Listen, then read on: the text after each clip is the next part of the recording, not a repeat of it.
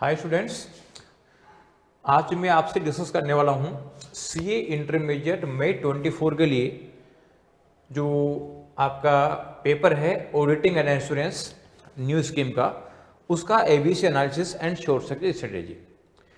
Basically ये theoretical subject है, बच्चों को बोरिंग लगता है, लेकिन मार्क्स तो इसमें भी लाने हैं।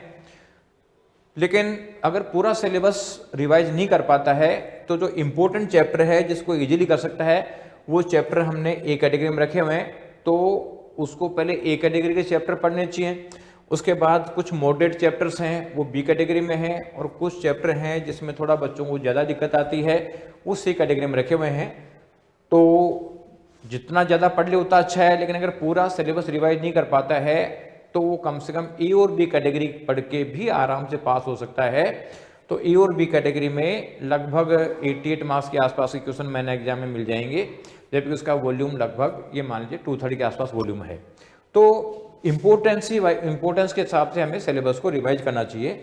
अब ये जो हमारी एबीसी एनालिसिस हम देते हैं तो उसका एक्यूरेसी लेवल क्या है ये अपन डिस्कस करें।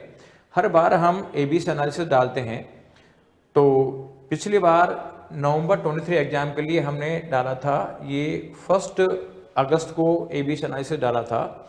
उसके हिसाब से हमने बताया था कि ए कैटेगरी में 66 के मार्क्स के क्वेश्चन आएंगे, बी कैटेगरी में 27 मार्क्स के आएंगे, ए और बी में 93 मार्क्स के क्वेश्चन आएंगे, और सी में 27 के आएंगे।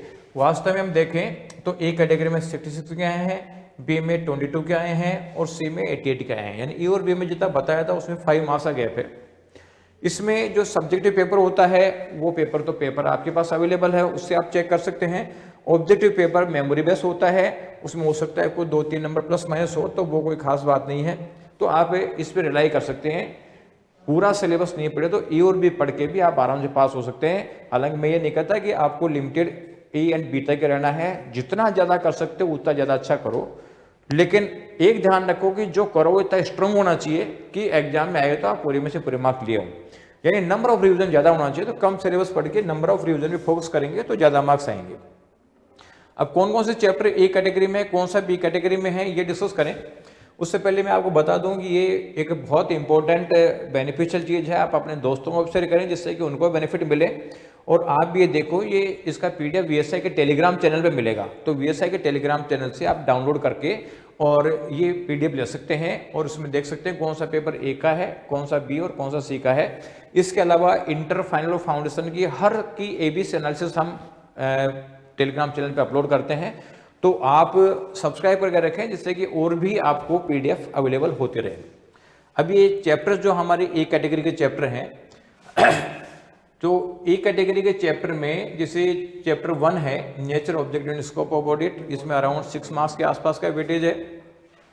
चैप्टर नंबर 2 है audit strategy, audit planning and audit programme, around 20 marks के आसपास के क्वेश्चन आएंगे।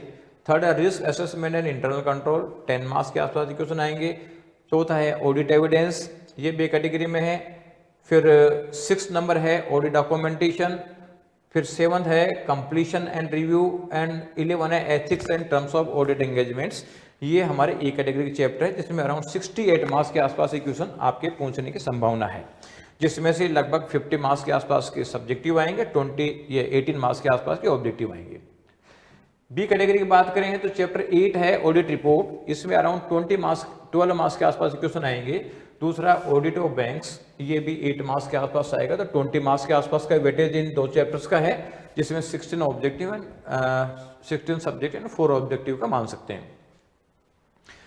सी कैटेगरी की बात करें तो चैप्टर नंबर 5 है audit of item of financial statements, around 20 marks के आसपास के क्वेश्चन पूछे जाएंगे। और जो 9 है specialise feature of audit of different type of entities, इसमें 12 मार्क्स के पूछे जाएंगे, यानी 32 मार्क्स का वेटेज है, 24 सब्जेक्टिव का और 8 ऑब्जेक्टिव का।